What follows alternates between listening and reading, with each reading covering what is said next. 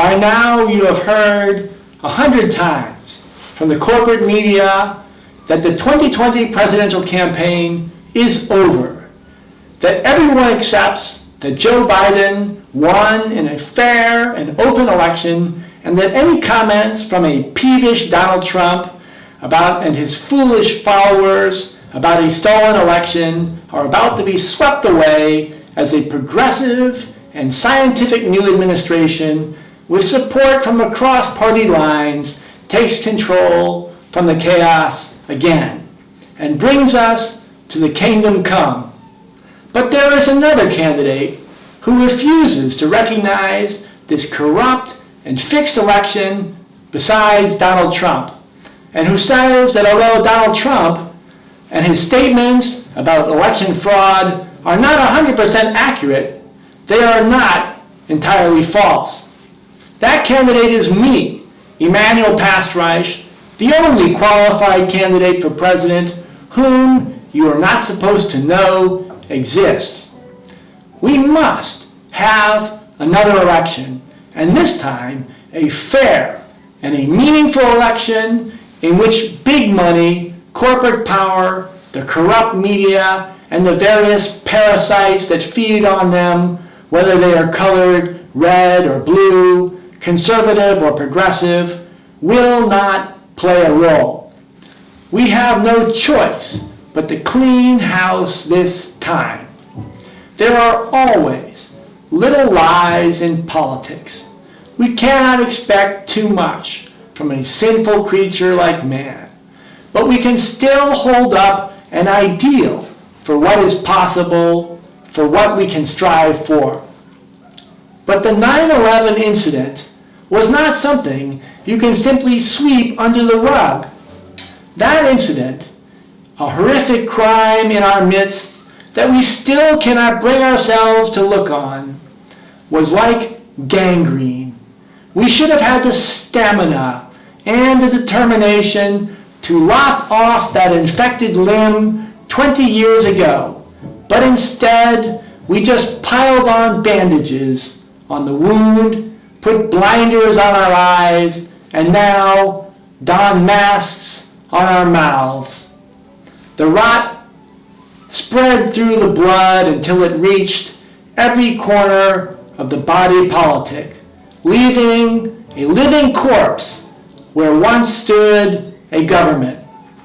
That disease of the spirit has metastasized into COVID-19, the fatal virus of spiritual blindness that will lay low not only the most powerful nation, but an entire global system, an entire civilization. Yes, even as we sip cafe lattes on the Upper West Side, we can sense that the Titanic is beginning to tilt. The COVID-19 offensive is at the heart of this post-election hangover. No, I will not allow you to enjoy these few weeks of multicultural performance art and progressive rhetoric, as Moderna and other corporate criminal syndicates prepare to employ the military in a campaign led by this multi-ethnic COVID-19 task force that empowers them to make every American receive this vaccine. We need to ask ourselves whether this is the enemy and not the ballyhooed cyber hacking by Russia or by China. Developing this vaccine warp speed has been a tremendous challenge that kept scientists up late at night. How do you develop a vaccine for a bogus virus? It's like landing a man on the moon, an impossible task beyond any mortal man. Certainly, Moderna has done well to develop a vaccine, mRNA-1273, that introduces gene-altering RNA into the human body and will leave you forever changed.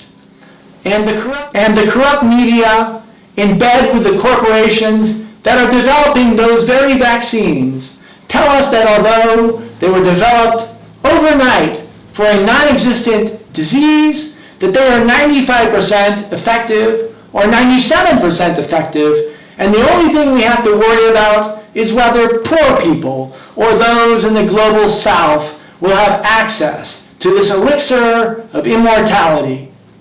Why don't they just say the vaccine, the golden calf, is 100% effective, or maybe 150% effective? The figures for the infected, for the ill, for the dead, for everything have been made up. At this point, the sky is the limit. Verily, the Fauci Foundation has opened up the gates of hell. I am not sure what word best describes the events of the recent events, but the word election is most certainly not one of them. We can be sure of one thing, however. No one has a mandate after this election, and no one who has closed his or her eyes to this corrupt process deserves a mandate. Let us start with Donald Trump and Joe Biden, the candidates forced upon us by the Republican and Democratic parties. My heart went out for these two men as I watched them give endless speeches in the days leading up to the election.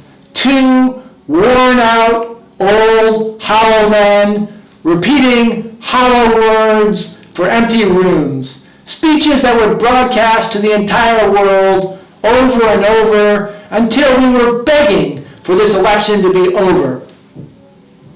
We saw how Biden and Trump had their chains yanked, and we saw how they suffered. Now is the moment of truth that we have all waited for. We need to focus on reality.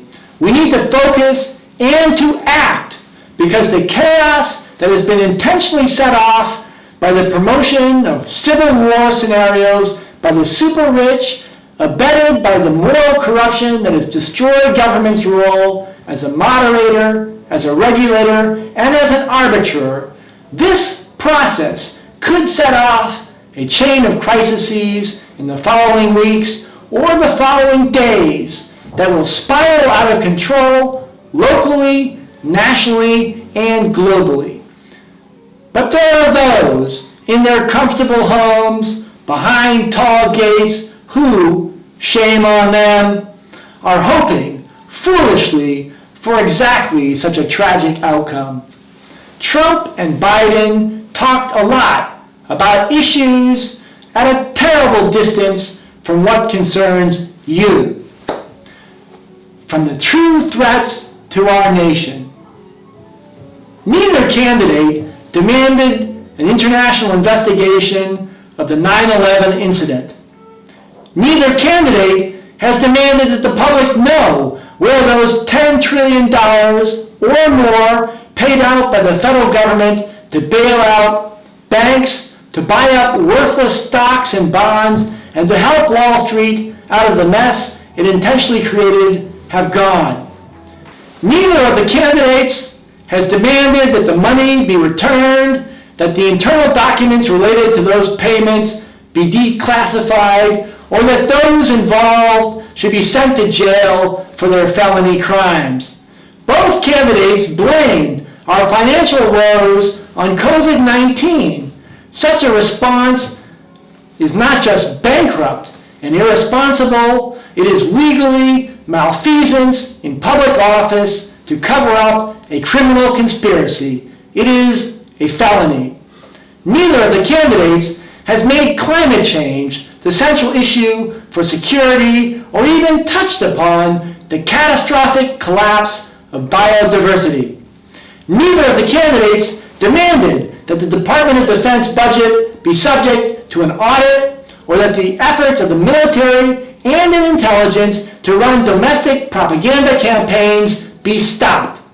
Both candidates set their agendas on the basis of what the corporate, bank-controlled media would tolerate, and in many cases based upon what was dictated to them by political consulting firms that worship at the cruel feet of Mammon.